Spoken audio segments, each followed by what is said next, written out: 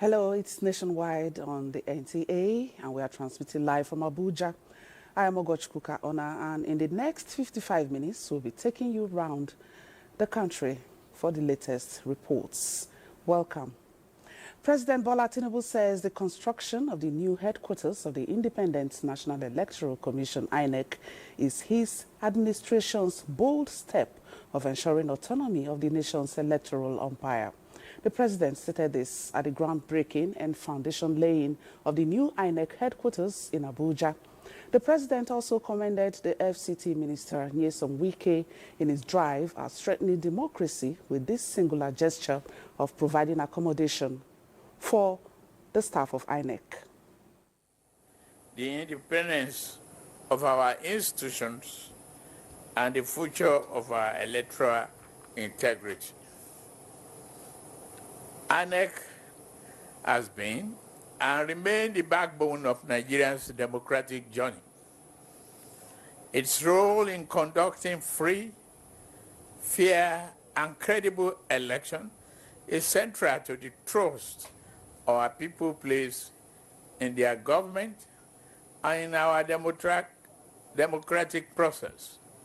For this reason, it is only right that such a pivotal institution is housed in a structure that reflects the dignity, responsibility, and national significance of that institution.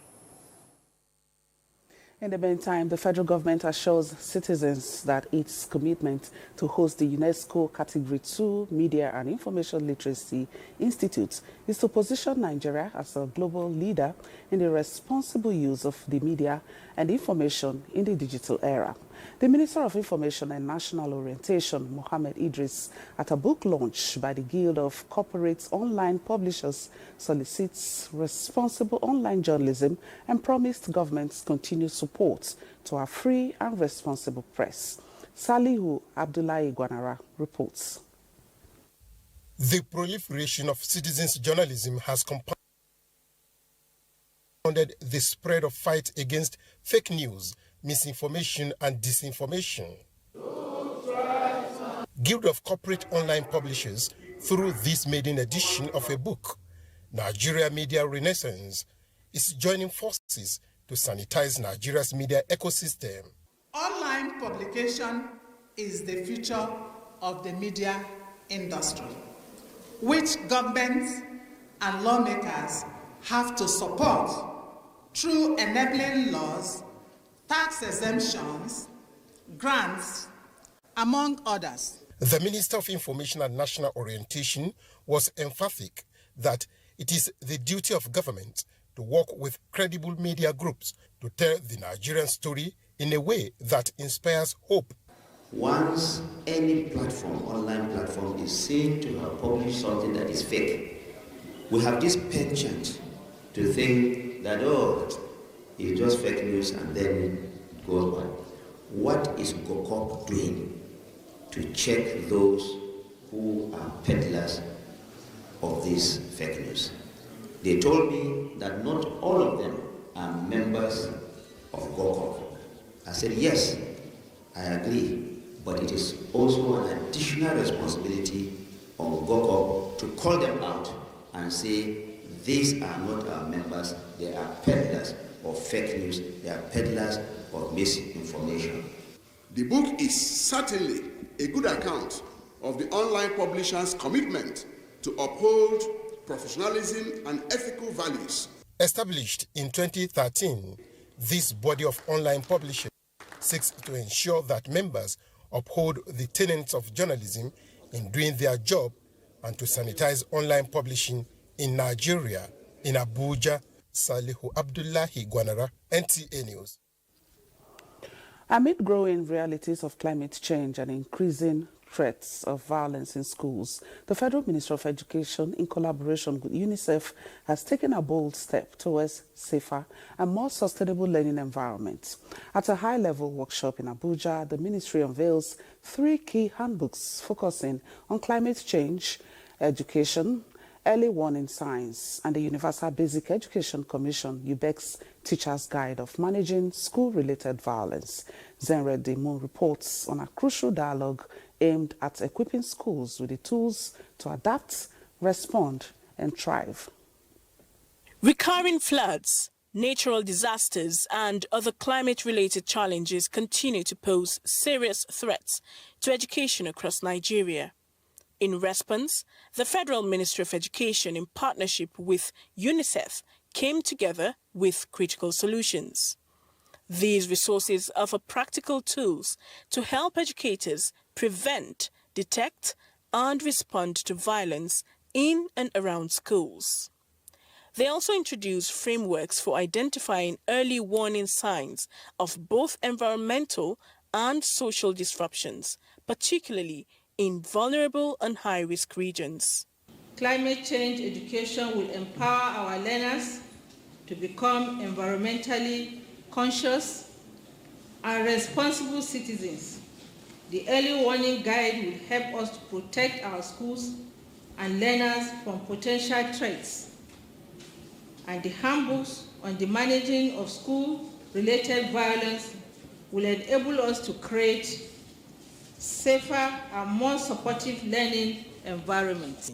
If the schools understand what they need to do, how to recognize any warning signs, how they can report, communicate issues of threats to schools, they will be able to do it better. It will prevent issues of those kind of hazards from happening. With over 10 million Nigerian children currently out of school and rising concerns over climate and security issues, this workshop reflects a growing commitment to building resilient, inclusive, and responsive education systems, driven by empowered educators and informed policy action. And to bridge the gap between governance and Nigeria's vibrant youths, the federal government has unveiled a digital portal for the 2025 National Youth Conference, known as the Youth Confab. The Minister of Youth Development, Ayodele Olawande, says the initiative is more than just a conference, but a generational turning point and a rallying call to young Nigerians to take charge of their future. Olayinka Ojo reports that the theme for Youth Confab 2025 is Next Gen Nigeria, crafting solutions, owning the future. With youth development at the heart of his administration's agenda, President Bola Tinubu, during his Independence Day broadcast on October 1, 2024, announced plans for a 30-day National Youth Conference scheduled to hold in 2025.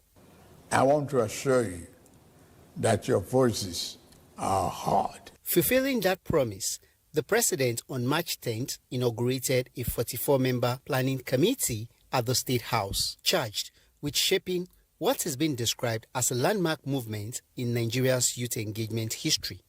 For Victoria Famuyiwa and millions of other young Nigerians under the age of 35, the forthcoming Youth Confab represents more than an event. It is an opportunity to be heard, to be seen, and to be part of the solution. She wants to like. The youth should see a working system where job employments are available. To give voice to their questions, expectations and aspirations, the federal government has launched the official digital portal for Youth Confab 2025. With focus on 6 core pillars, the conference will be anchored on the principles of transparency, respect, inclusivity and innovation. An integrated follow-up framework of the conference recommendation have been developed. It includes the multi-stakeholder Youth Confab Task Force and also the Youth Confab Index follow-up. The committee members are urging Nigerians to see the conference as a moment of hope and national renewal and a unique chance to shift from protest to policy, problems to solutions, and from challenges to progress. Olayinka Ojo, NTA News. Stakeholders in emergency management are stepping up advocacies towards mitigating impact of impending 2025 flood in Kogi State. Solomon Ayedehin reports that the National Emergency Management Agency and the National Hydroelectric Power Producing Areas Development Commission are leading the way in early warning advocacies in flood-prone and riverine communities in the state.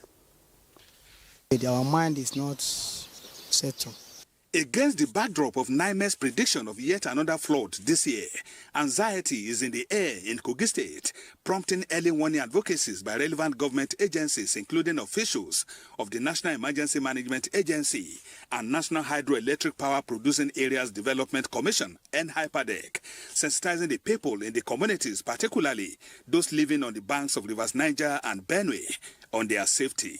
Our task is to interact with the people and take the early warning message to the grassroots. The team from NEMA took the advocacy to flood-prone and riverine community of Ganaja in Lokoja metropolis, providing first-hand information and also educating the people on the need to keep drainage channels free of waste, as well as other safety tips. They also urged the people to prepare to relocate to higher and safer grounds when necessary.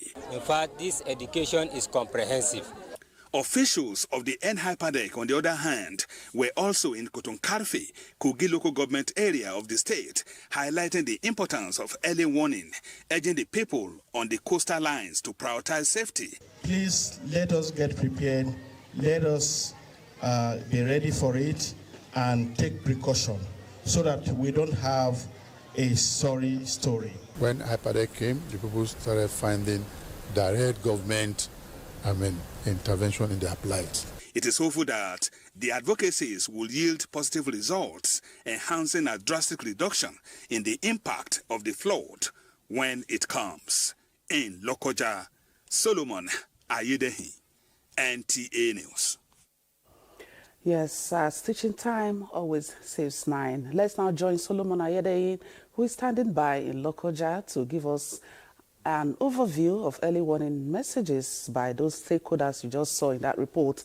So, Solomon, with what you have gathered in the course of carrying out these assignments, how would you describe the sensitization exercise in terms of reach and, of course, impact?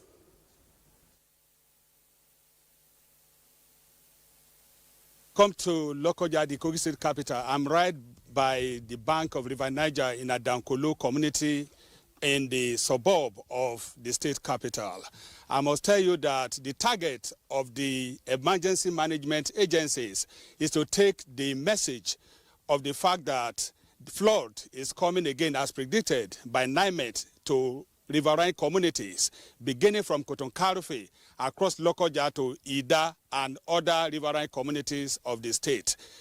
The people at the locals, they have expressed their commitment to work in collaboration with these agencies to take the message to the grassroots.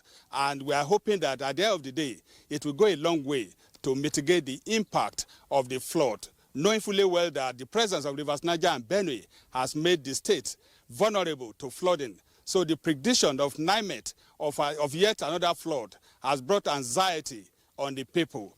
So to many, the sensitization carried out by both NHIPADEC and NEMA is timely.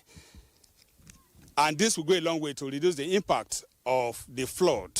For more insight on what the people living on flood-prone areas in Kogi State need to know now, during, and after the disaster, let's meet Mr. Vincent Falodun, an environmentalist in the State Ministry of Environment. Can you advise our people what they need to know? The issue of flooding, especially in Kogi, Lokoja, and other towns living in the coastal areas, is no longer a news. The effect of flood in 2012, 2018, 19, and so on has left a terrible blow and impact on the people. And with the prediction this year, I think it's no longer news that the people should be armed to the teeth, and the best thing to do is to begin to identify safer ground. The government of the state has actually provided some accommodation, and I think they need to identify such places and take advantage of them. We have religious organizations too.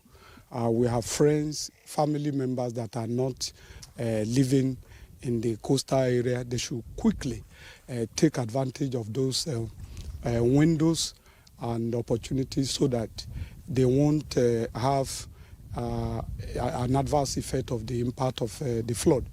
Again, children, their properties, their pets, and some of their materials, useful properties, they should begin now to relocate them to safer ground.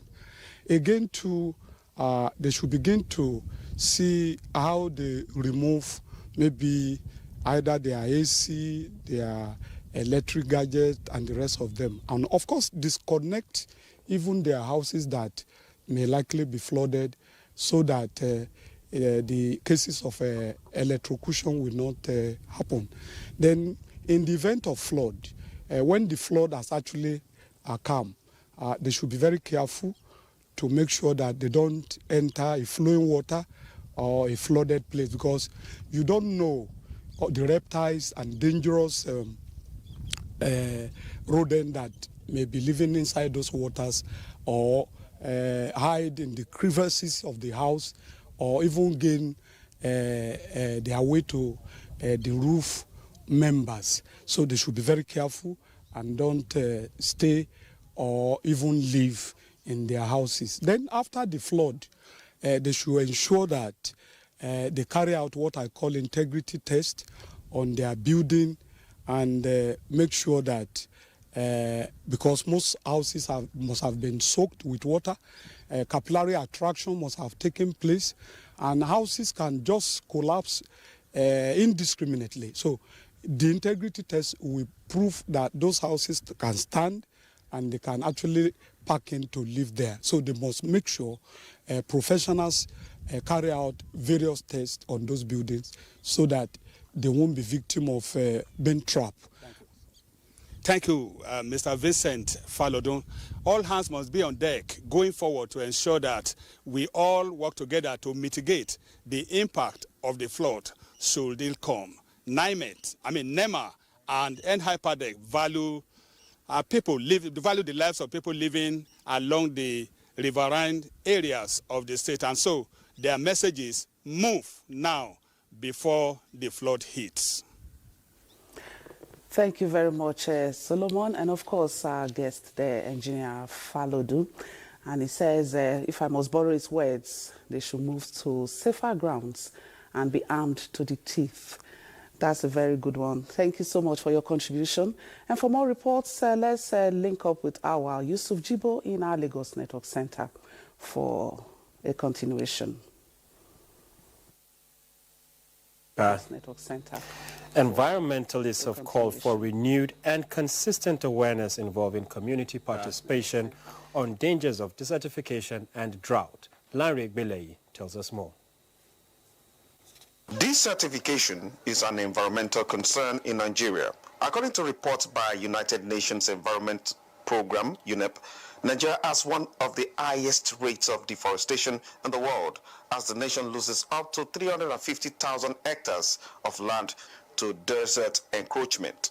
Desertification, the process where fertile land becomes dry and unproductive, is a silent crisis.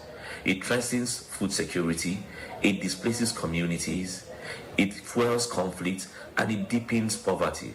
And this serves as dangers to our existence. In Africa alone, over 45% of the land is impacted, putting millions of livelihoods at risk. Causes of desertification in Nigeria include human activities, climate vulnerability, overgrazing, unsustainable agriculture, bush burning, and urbanization.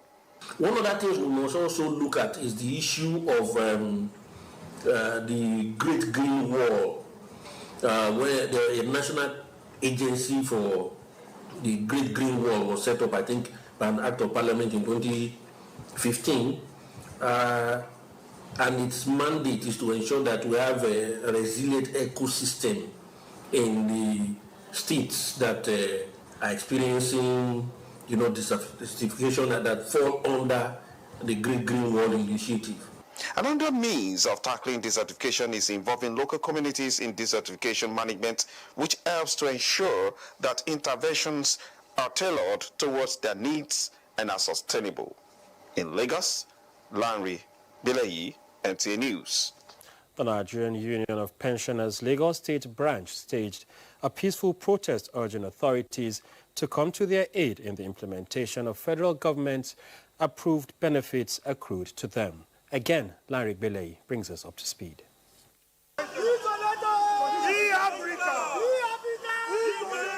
The Pension Transitional Arrangements Directorate, PTAD, office in Lagos were faced with unsmiling faces of some senior citizens at their premises on a peaceful protest. They are showing their displeasure over what they describe as a non-implementation of the federal government's approved 32,000 naira increment since last year. We are saying that all our rights must be paid and implementation must be paid this June. Without that, it will not rest. I'm pleading on behalf of the mothers that they should please pay us this money. The 25,000 palliative and then 32,000 increment. Most of the retirees interviewed, including 89-year-old Christopher Orji, were at loss for what they describe as unsavory situation. I invested on sending my children to school, and what they spend on me for my health, every one of them at least try to send 50,000 every 3 weeks or monthly. If I'm waiting for the salary, I could have been in grave. That's what I'm saying. They appeal to the President and the National Assembly to look into their plight. In Lagos, Lanre Bileyi, NTA News. That's our contribution from Lagos. Nationwide, we'll continue with Fatima Hassan in Makurdi after this break. Don't go. Thanks for joining us in Makurdi. The Chief of Defense Staff, General Christopher Musa, has called for unity and sincerity among Benue people, as this will profile solution to the long-standing issues of insecurity in Benue State. He gave the advice when he met with critical key players in the security architecture of the state. Blessing Omeche Ebute has details. The meeting, which is at the instance of the Chief of Defense Staff, General Christopher Musa, is to dialogue with stakeholders on profiling solutions to the issue of insecurity bedeviling the state. He emphasized on the issue of unity as it is a key factor in resolving the violent conflicts that has deferred solutions. We must work as a united front, both within the communities, with the members of the armed forces, and every other person that lives in Benue State, or even transits across Benue State, because that's very, very critical for all of us. The Chief of Defense Staff cautioned the stakeholders against entertaining criminal elements in their communities. The communities themselves must be able to first and foremost look within themselves. If you look at when I came to Yelwater, what I saw, the borders were targeted. How did they know those locations? Somebody was giving them an info. They just didn't come like that. They had information from somebody. And from who? You see that there are people who are within the community, or we have some of the communities that are selling themselves out to people for money, and you can't do that. We had those issues too. He added that the meeting is, among other things, to share his vision with the stakeholders that will bring about lasting peace to the troubled communities and the state in general. It will be recalled that the Chief of Defense Staff is in the state to assess the carnage carried out in Yewata, Goma local government area. In Makurdi, Blessing Omeche Ebute, NTA News. The Benue State government says it remains committed to the welfare of all citizens of the state, despite their social class or status. Governor Hyacinth Alia said this while donating items to the inmates at the State Correctional Center in Makurdi. Again, Blessing Omeche Ebute reports that the governor was represented by the Secretary to the State Government, Mrs. Serumu Abi. The donation of food items by the Benue State government is part of activities marking the 2025 Democracy Day. Secretary to the Benue State government, Mrs. Serumu Abe, who represented the governor, urged the inmates to have a sense of belonging as part of the society and assured the inmates of the relentless support of the state government. has asked that while you're here on this side of the fence, that you continue to be of very good behavior. And I am sure most of you have been. Attorney General of the State and Commissioner for Justice and Public Order, Fidelis Nim, explained that the visit was just to commemorate the Democracy Day with the inmates and not to extend prerogative of mercy to any of them. His Excellency, the Governor of Benue State, Reverend Father Dr. Hyacinth Iwumem, earlier in his tenure that have just spent 2 years or in 3 years, he could be adjudged as one of the governors that have released many prisoners here. We'll be coming here often. But this time around, we've done the work, but we are yet to conclude. We are still interacting with them, still watching their behavior. One of the inmates who spoke on the behalf of others appreciated the state government for the gesture and appealed for state government's efforts in some critical areas. Appeal to the state government if they will be able to provide logistics for us to enable the authorities take them to court as at when due.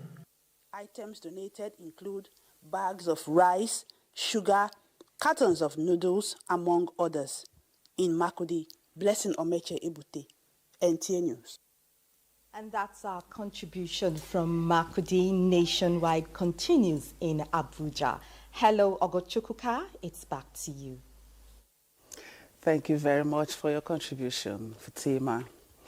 The Force Commander, Joint Task Force Operation Major General Moses Gara, as part of his continued operational tour across key theaters of Operation has charged troops under his command to maintain high level of confidence, stay vigilant, and adhere strictly to professional standards as they intensify kinetic and non-kinetic operations aimed at neutralizing criminal elements destabilizing Benue State and its environs.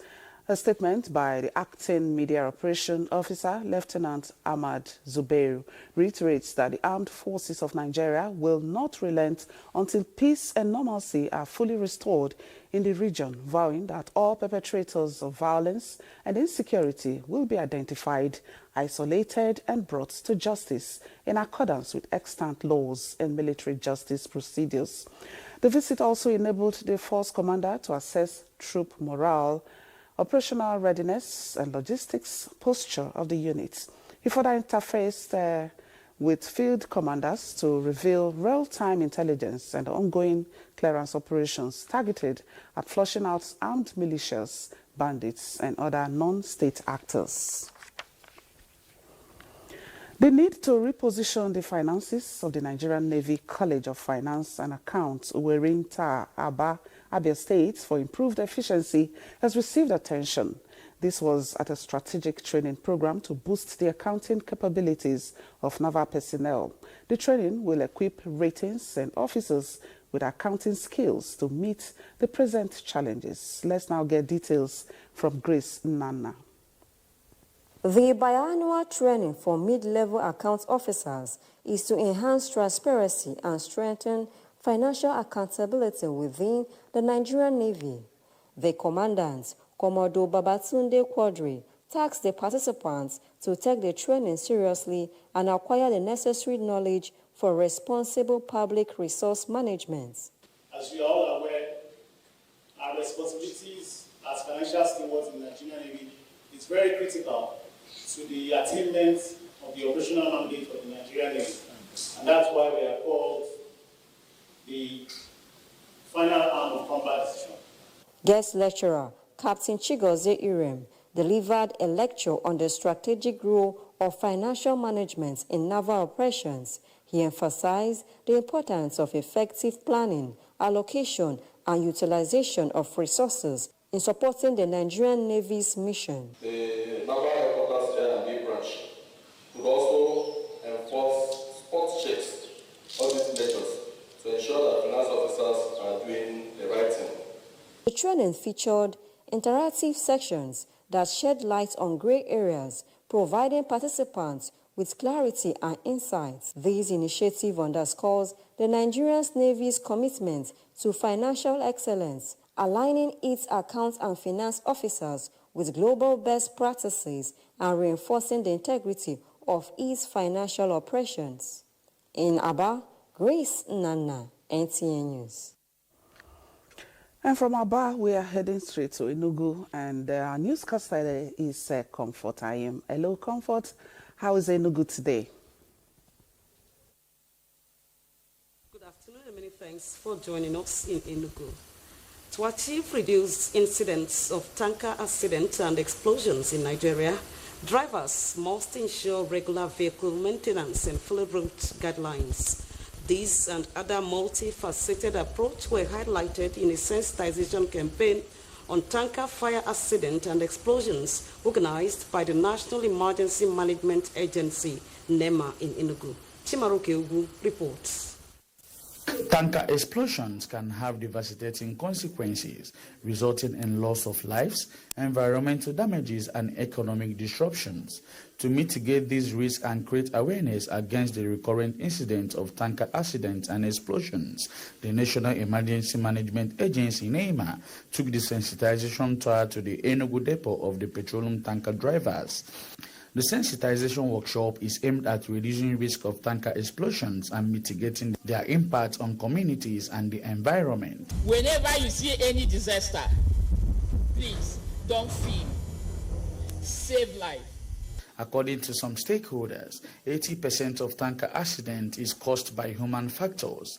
To address the scourge of fuel tanker explosions, they advocated a multifaceted approach that combines regular maintenance, safe driving practices, driver training, safety equipment, and adherence to regulations. You should have 6 kg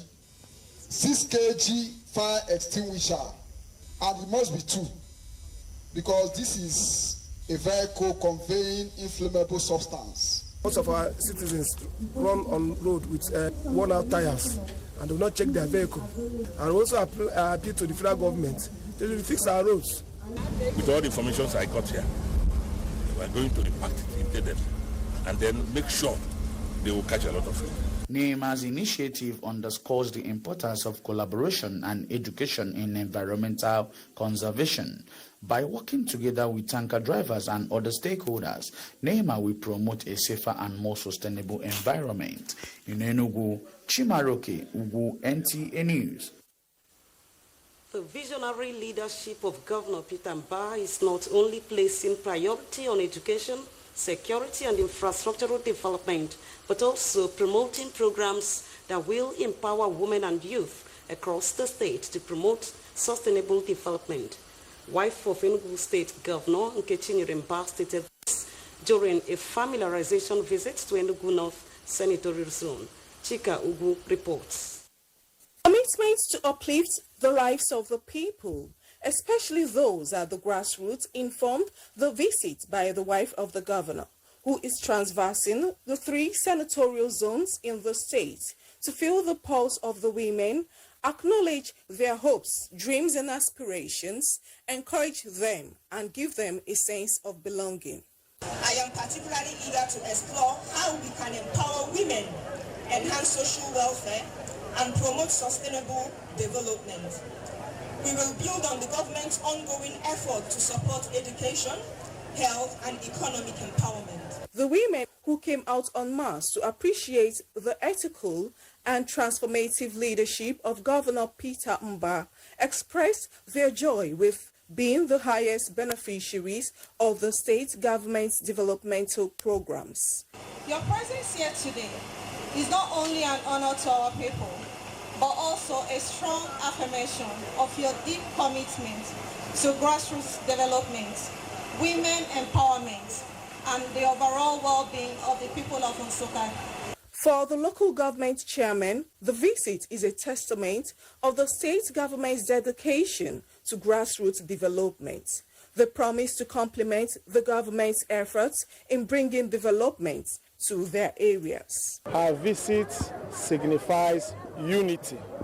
Her visit signifies peace. She has been doing a lot for our people, helping them in so many developmental efforts, giving them incentives to make them have a sense of belonging. The different local government areas in the senatorial zone displayed their rich agricultural produce, which they say are dividends of the state government's empowerment programs. In Enugu, Chika Ugu, NTA News. That's a packet from Enugu Network Center. Taking a break now to join Abubakar Musa in Maiduguri thereafter. Do join us again. On to Nationwide on the Nigerian Television Authority, the news belt now continues in Maiduguri. Borno State Ministry of Health and Human Services has flagged off a free hydrocele surgery intervention under the Lymphatic Filariasis Morbidity Management and Disability Prevention Program aimed at addressing hydrocele and other related surgical conditions. The intervention is part of the ministry's unwavering efforts to achieve universal health coverage across the state. Here is Pauline Kujivana with the rest of the story. Lymphatic filariasis continues to affect many lives, hence the initiative by Ministry of Health to alleviating the suffering of individuals affected by its complications, restoring their health, dignity and productivity. Commissioner of Health and Human Services, Borno State, Professor Baba Malam Gana, represented by the Permanent Secretary, Dr. Shatima Maina Mohammed, stressed that hydrocele, a common condition in adult males, causes significant physical, emotional and economic burdens, making the free surgical intervention timely and necessary. The Executive Governor of Borno State, Professor Baba has intervened and shouldered the financial responsibilities of providing all the surgical materials and so on, and then the technical aspect by qualified surgeons to conduct the surgeries for these people in need. Program Officer Helen Kellen International, Isaac Daniel, reaffirmed the organization's commitment to supporting vulnerable individuals who cannot afford medical care. During the tracheostomy case finding, we discovered that there are a number of backlogs of these cases in the communities. So we leveraged on that case finding to get cases from the community for this particular intervention. The free hydrocele surgeries will be carried out at State Specialist Hospital Maiduguri and General Hospital Biu, with an initial target of 200 patients. In Maiduguri, Pauline Kujevana, NTA News. Let's talk security now. Nasuru Abdul Majid has officially assumed office as the 43rd Commissioner of Police in charge of Borno State Command. The development followed the successful retirement of his predecessor, Muhammad Yusuf Lawal. The report. One of the mandates of the Nigerian police force is to fill existing vacancies, especially high-ranking positions, hence the assumption of office of Nasuru Abdul Majid as the 43rd Commissioner of Police in charge of Borno State Command. Addressing senior officers and personnel of the Borno State Police Command, the new CP reiterated that steadfast commitment to work and tackling crimes and corruption-related activities will not be compromised. He also maintained that operating in line with the vision of Nigeria's Inspector General of Police is sacrosanct towards propelling the force to greatness. I thank the Inspector General of Police, IGP, Haide, Adeolu Egotoku, PSD, MPM, for the trust reposed in me to lead this command at such a critical time in our state history. Nasru Abdul Majid, who hails from Daura local government area of Katsina State, holds a bachelor's degree in geography from Usman Danfodio University, Sokoto, and has served in various capacities across Nigeria that comprised investigation, intelligence, as well as administration and operation. Prior to this appointment, Nasru was the Commissioner of Police in charge of administration and ICT at the force headquarters, Abuja. In Maiduguri. We're done from Maiduguri for now. Let us, at this point, return to Ogochukwuka in Abuja. Thank you, Abubakar, for your contribution. And back here now, the House of Representatives is suggesting that mining licenses of firms found to have violated provisions of the Mining Act be withdrawn by the Ministry of Solid Minerals. This was during an investigative hearing by the House Committee on Solid Minerals. National Assembly correspondent Joshua Ogunjide takes it from here. Requirements for mining operations include but not limited to payment of royalty, proof of VAT, remittance, mining lease, mining plan design, environmental audit, waste management permit, minimum work plan, list of employees, and expatriate quota. Two mining firms, iTech and Ganfeng Limited, at the investigative hearing, failed to provide proof of remittance of royalty, approved field storage plan, minimum work plan, and more importantly, Community Development Agreement, CDA. So this is the minimum work program for our company. Approved from the ministry. Ordinary, because if you use our sales, it shows that you are going to have less royalty because we are stockpiling of land as I'm talking to you. So we are using our explosive factor to calculate the royalty. This is what you get the community you are making billions of naira from. Please provide this committee with a copy of your CDA for 2019. Yes, sir. What we have here is 2024. Other items I could take with levity, but a CDA is all that community will ever get. Do you know the tremor they go through every time a house, a rock is blasted? Can you compensate them for that? The House Committee on Solid Minerals therefore constitutes subcommittees for status inquiry as it resolves to embark on oversight visit to mining sites of the company. Equally right to make. They had better start reviewing this issue of CDA. This 10th assembly will not watch our citizens being raped in broad daylight. Other companies were asked to come with their individual managing directors or CEOs within 24 hours for the continuation of the hearing, as the committee warns that penalties will be applied for non-compliance. From the National Assembly, Joshua Okuchide, NTA News. And our APC Consolidation Group has appealed to the National Working Committee of the party to swiftly intervene in the upcoming FCT Council's election, as there are allegations of external influence from other parties. The group alleged that certain elements from an opposition party are manipulating the platform to deprive genuine members of the right to contest in the forthcoming party primary election, especially in Amak, Kuje, and Boari area councils. Our constitution is clearly spelled out on this. Our Article 20, subsection 1(3) of APC constitution clearly stated that for you to be eligible to be nominated for any position within the party, you must have spent 3 months. We have our respected aspirant who followed the due process, and we want the party to respect Article 9 of the constitution of APC that says whenever a consensus cannot reach, a free, fair, and credible party primary should be held. APC Consolidation Group called on Dr. Ganduje to put activities of such members in check and protect interests of those who only mean well for the party ahead of all elections. The ECOWAS Parliament is meeting in Liberia's capital, Monrovia, to address the pressing issue of unemployment across the sub-region, particularly among the youths. This is under the Joint Committee on Administration, Finance and Budget, Public Accounts, Macroeconomic Policy and Economic Research, Industry and Private Sector. It aims at assessing the effectiveness of the ECOWAS Investment Policy, EIP, as a tool for job creation. ECOWAS Parliament correspondent Muhammad Rabiu Ali reports.